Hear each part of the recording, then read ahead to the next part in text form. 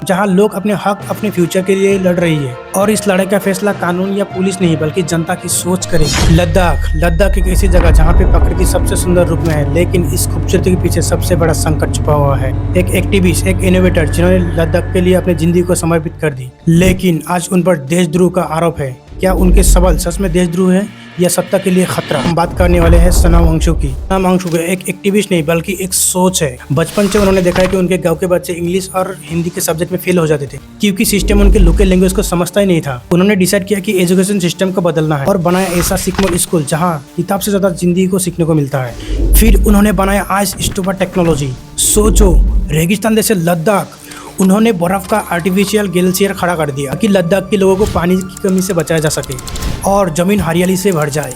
इस एक प्रोजेक्ट ने दुनिया भर में उनको पहचान दिला दिया और उन्हें पद्मश्री, रीमेन मैक्स, रॉयल एक्स जैसे अवार्ड से सम्मानित किया गया। 2021 में इंडियन आर्मी के लिए एनवायरनमेंट सोलर हेड टेंस बनाए थे, जिससे लद्दाख को कड़ती ठंड में भी जवान को एक अच्छा एनवायरनमेंट मिला। उन्होंने सिर्फ एनवायरनमेंट ही नहीं बल्कि लद्दाख की संस्कृति और लोगों के हक के लिए भी आवाज उठाया। इन दिनों में लद्दाख माहौल गर्म हुआ है 2-3 मांगों को लेकर, जैसे कि लद्दाख के लोगों की सबसे बड़ी मांग 2 सीजन। पहली स्टेटहुड, जैसे लद्दाख अपने खुद का राज्य बन पाए, और दूसरी कॉन्स्टिट्यूशन की 6 शेड्यूल का प्रोटेक्शन, जिसमें ट्राइबल और लोकल लोगों को अपने जमीन का अधिकार मिले, संस्कृति और सौदों पर अधिकार मिलता है। बीजेपी ने इलेक्शन के बाद वादा किया था लद्दाख को 6 शेड्यूल दिया जाएगा, पर वादा पूरा नहीं हुआ और इसी वजह से नाराजगी और बढ़ गई। सितंबर 2025 में सनम वांगचुक ने एक शांतिपूर्ण अनशन किया था, लेकिन ये 24 सितंबर को प्रदर्शन हिंसा में बदल गया। कुछ लोगों ने पुलिस का गाड़ी और बीजेपी का ऑफिस को फूंक दिया, यानी नुकसान पहुंचाया। पुलिस ने टीयर गैस और फायरिंग तक की भी इस्तेमाल किया। सरकार ने सनम वांगचुक पर आरोप लगाया कि उनके भाषणों ने हिंसा को भड़काया।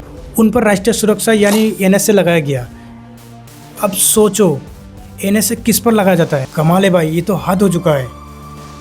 एनएसए किस पर लगाया जाता है?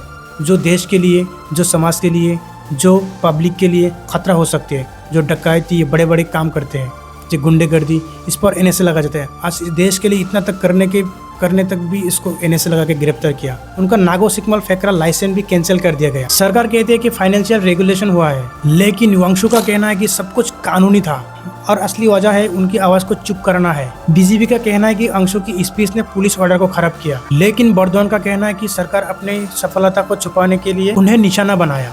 लद्दाख के युवा बेरोजगारी से परेशान है और 6 शेड्यूल के वादे से पीछे हटना और उनके लिए गुस्सा भड़काया। ये टकराव सिर्फ एक एक्टिविस्ट सरकार का पीछे नहीं है, ये लद्दाख के लोगों के भविष्य और दिल्ली के वादे के पीछे है।